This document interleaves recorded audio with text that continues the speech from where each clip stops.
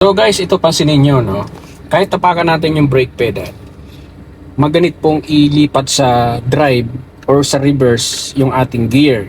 Yan po yung mangyayari kapag nagparking kayo sa paahon. Ito po kasi pinagparadaan natin, medyo ahon to, na hindi natin ilagay sa neutral muna. Dinirekta natin kaagad sa park.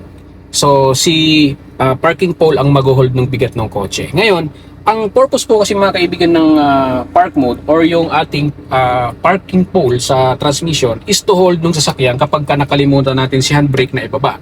Okay, halimbawa katulad nito, nagparada kayo sa paahon, tapos nakababa yung handbrake, tapos inilagay nyo ng park. Ngayon mga kaibigan, si parking pole ang mag-hold ng sasakyan nyo. Ayan, katulad nito, ayan. Ayan. So kahit nakababa yung handbrake, hindi tayo nakatapak sa brake pedal, nakapark siya. Yan ang purpose niyan.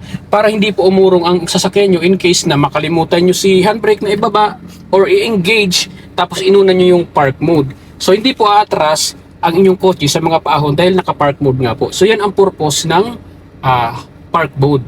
To hold ng sasakyan in case na nandun kayo sa paahon na nakalimutan nyo ang handbrake. That's it.